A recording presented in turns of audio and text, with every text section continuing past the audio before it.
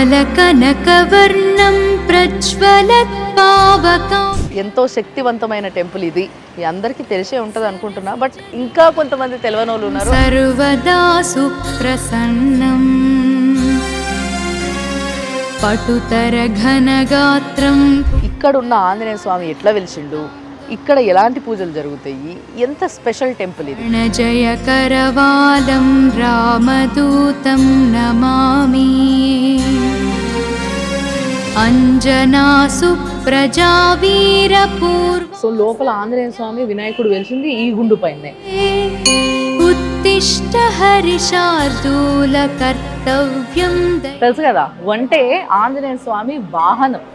ఉత్తిష్టోత్తిష్ట హనుమాన్ ఉత్తిష్ట విజయధ్వజ. So basic గా ఇది ఎంత కింది వరకు ఉందో అసలు అంచనా కూడా మనం వేయలేము అనేది. లోక్యం మంగళం కురు శ్రీరామచంద్ర చర. ఆయన చుట్టూ ఒక 5 చుట్లు 9 చుట్లు 11 చుట్లు తిరిగిపోతే మనకి ఎటువంటి కీడు జరగదు అని నమ్ముతారు. జపశీల భవాబ్ధిపోత శ్రీ జానకీ హృదయ. నమస్తే, వందేళ్ల ఆలయం సనాతన వైభవానికి స్వాగతం. Sponsored by Sharma gold company.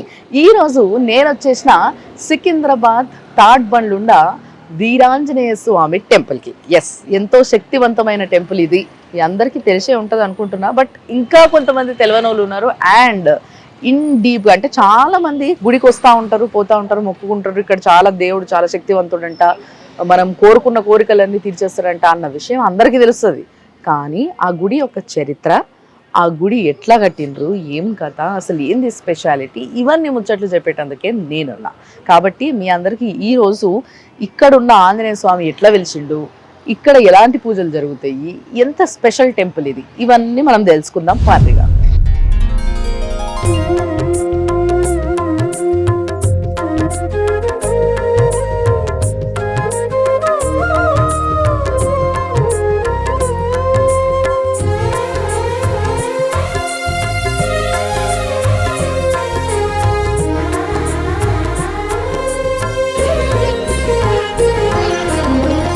కలియుగమెటులైనా కలియుగమెటులైనా కలదుగా. అస్సలు ఆంజనేయ స్వామి ఆ బయటికి వెళ్ళే కనబడుతుంది తెలుసా. అందుకోసమే చాలా మంది అస్సలు ఇట్లా పక్కకి ముఖం తిప్పుకోకుండా ఈ ముందుకెళ్ళి పోయేటోళ్ళు లోపల ఆంజనేయ స్వామి ముఖం చూసుకొని అంతా శుభం జరగాలని మొక్కుటా పోతున్నారు. సో నేను ఇప్పుడు ప్రస్తుతం గుడి లోపలికి వచ్చిన. గుడి చాలా పెద్దగా ఉంది. ఇంకా ఫస్ట్ నేను మీ అందరికీ ధ్వజస్తంభం చూపిస్తాను.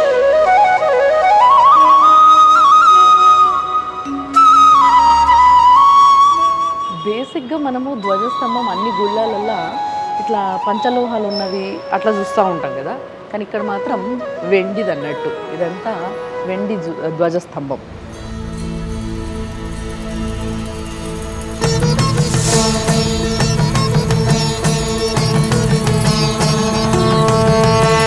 శ్రీ ఆంజనేయం ప్రసన్నాంజనేయం. సో లోపలికి రాగానే ధ్వజస్తంభం ముంగట వెండిది క్యామెల్ ఉంది. తెలుసు కదా, అంటే ఆంజనేయ స్వామి వాహనం. ఎస్, ఆయన సతీ సమేతంగా ఈ వాహనం పైన మనందరి కోసం, అంటే వాయు వేగంతో బుస్మని వెళ్ళిపోతాడు కదా, ఆయన వాయుపుత్రుడు కదా. సో అంత ఫాస్ట్గా పోయినప్పుడు మనం చూడడం కష్టం మన మామూలు కళ్ళకి. కాబట్టి మెల్లగా ఆయన పోతుంటే ఈ వాహనం పైన భక్తులందరూ నిమ్మలంగా చూసి మొక్కోవచ్చు, సంతోషపడవచ్చు అని చెప్పి భక్తులకు ఇచ్చిన అదృష్టమే ఇది అన్నట్టు. సో ఆ వాహనమే ఇది, వెండితో తయారు చేసింది.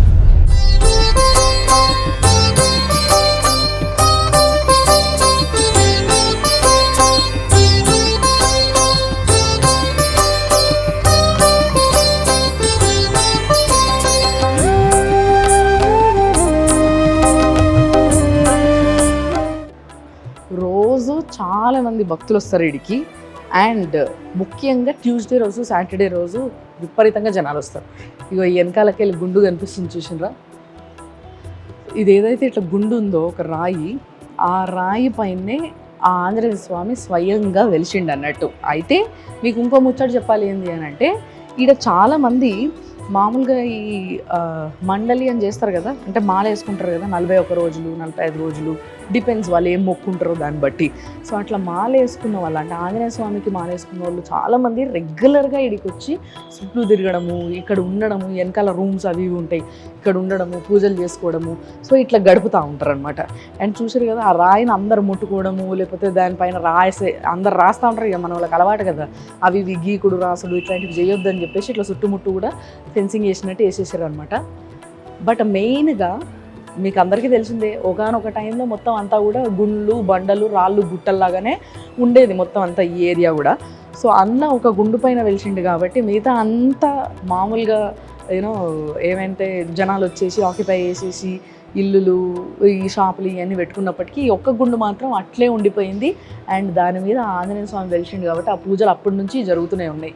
ఎప్పటి నుంచి అనే విషయం నిజంగా మీకు చెప్తే షాక్ అవుతాం. చెప్పనా? త్రేతాయుగం నుంచి. ఎస్, ఈ కలియుగ పురుషుడు కాదు ఆయన, త్రేతాయుగంలో ఆయన ఇక్కడ వెలిస్తే అట్లే అప్పటి నుంచి పూజలు చేయడం జరుగుతూనే ఉంది. సో ఒక సుప్పు తిరిగి ఇట్లా వచ్చినాం కదా, వచ్చినప్పుడు ఇక లెఫ్ట్ సైడ్ అంటే స్వామి వారికి ఇట్లా గర్భగుడికి పక్కనే రాముడు, సీత, లక్ష్మణుడు, ఆంజనేయ స్వామి మంచిగా పాలరాయి విగ్రహాలు ఉన్నాయి. ఎంత క్యూట్, ఎంత ముద్దుగా ఉన్నాయో చూసారు కదా. నిజంగా శ్రీరామనవమి రాబోతుంది కాబట్టి శ్రీరామనవమికి ఈ స్వామికి ఇక్కడ కళ్యాణం చేస్తారు. అసలు మామూలు వైభవంగా చేయరు, అస్సలు మొత్తం బంబాటు ఉంటుంది. అప్పుడు మస్తు మంది ప్రజలు వస్తారు, మస్తుగా భోజనాలు, కళ్యాణం. నిజంగా ఒక వేడుకని, ఒక పెళ్లి వేడుకని ఘనంగా చేసుకుంటే ఎట్లుంటుంది, 2 కళ్ళు చాలవు, అంత ఘనంగా చేస్తారు అనమాట. సో అందుకోసమే నేను చెప్పిన కదా, ఆంజనేయ స్వామి కోసమే శ్రీరామచంద్రుడు ఇక్కడ ఉన్నాడు అని చెప్పేసి. సో అందుకోసం ఈయన ఉండాలి కదా కంపల్సరీ ఆయనకి, అందుకోసమే ఇక్కడ ఈయన కూడా ఉన్నాడు అనమాట. బట్ వెలిసింది మాత్రం ఆంజనేయ స్వామి. ఆంజనేయ స్వామితో సహా వినాయకుడు కూడా ఇక్కడ లోపల వెలిసిండు. ఎస్, అదేంటి, ఇదేదో వేరే కనెక్షన్ ఉందే అంటే ఇక్కడ ఏదో ఇంకా స్టోరీ లింక్ ఏదో ఉంది అనే ఫీలింగ్ వస్తుంది కదా, అది నేను చెప్తా. దానికన్నా ముందు ఇంకొంచెం ఇటు వస్తే, అంటే గుళ్ళ మీరు చూస్తే గర్భగుడికి పక్కన రాముడు ఉన్నాడు, ఆ రాముడికి పక్కన శివుడు ఉన్నాడు. ఎస్, సో ఆ ఈశ్వరుడు మరి అంతే కదా. ఆంజనేయ స్వామి అంటే ఎవరు? ఆ రుద్రుడే ఆంజనేయ స్వామి కాబట్టి మరి ఆయన రూపమే కాబట్టి ఆయనను కూడా ఇక్కడ ప్రతిష్ఠించారు అనమాట. సో శివుడికి ఇక్కడ అభిషేకాలు అవన్నీ జరుగుతాయి బాగా, ముఖ్యంగా శివరాత్రి అప్పుడు ఆ టైంలో.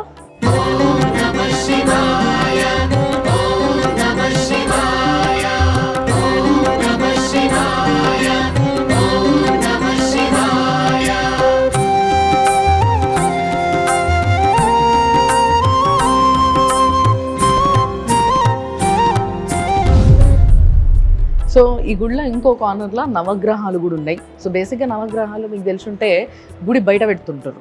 నవగ్రహాలు అనేది ఇట్లా సెపరేట్గా ఇంకో మండపం కట్టి గుడి ఆవరణంలో పెడుతుంటారు. బట్ ఇక్కడ మాత్రం లోపలనే ఉన్నాయి. అండ్ మీకు ఇంకో విషయం తెలిసే ఉండాలి, ఆంజనేయ స్వామి పాదాల దగ్గర శనీశ్వరుడు ఉంటాడని. అందుకోసం ఎప్పుడైతే ఏళ్ళనాటి శనులు లేకపోతే అర్ధాష్టమ శనులు ఇలాంటి టైం నడుస్తున్నప్పుడు ఆంజనేయ స్వామికి ప్రతిరోజు వచ్చి ఆయనకి జస్ట్ ముఖం చూపించి ఆయన ముఖం మనం చూసి ఆయన చుట్టూ ఒక 5 చుట్లు 9 చుట్లు 11 చుట్లు తిరిగిపోతే మనకి ఎటువంటి కీడు జరగదు అని నమ్ముతారు. ఎస్, ఎందుకంటే మీకు తెలుసు కదా, ఈ ఏళ్ళనాటి శనప్పుడు అర్ధాష్టమ శనప్పుడు యాక్సిడెంట్లు అయితాయని, దెబ్బలు తగులుతాయని, అంటే ఏదో ఒక విధంగా ఫిజికల్లీ వాళ్ళు ఎఫెక్ట్ అవుతారు అని చెప్పేసి అంటూ ఉంటారు. సో అవన్నీ జరగకుండా ఉండడానికి ఆ వీరాంజనేయ స్వామి అడ్డం పడతాడు అనమాట. అందుకోసమే ఆయనని ఆ టైంలో ప్రతిరోజు వచ్చి చూసుకొని పోతే చాలా మంచిది అని నమ్ముతారు. మరి ఇప్పుడు ఆంజనేయ స్వామి ఇక్కడ ఎట్లా వెలిసిండు, ఈ కథ మొత్తం నేను ఒక్కసారి పంతులు గారితో మాట్లాడి ఆయనతోనే చెప్పాను.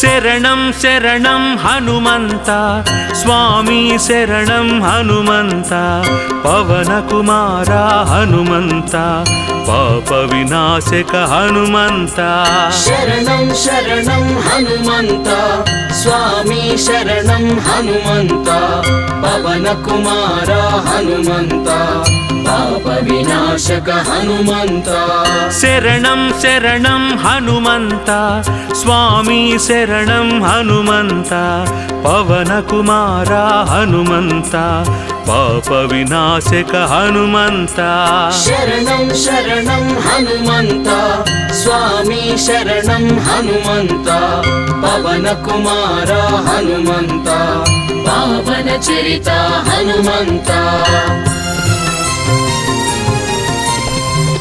హాయిగా ఎంతో మనశ్శాంతిగా ఉంది. చూసిండ్రు కదా, ఇది ఈ వారం వందేళ్ల ఆలయం సనాతన వైభవం sponsored by Sharma gold company.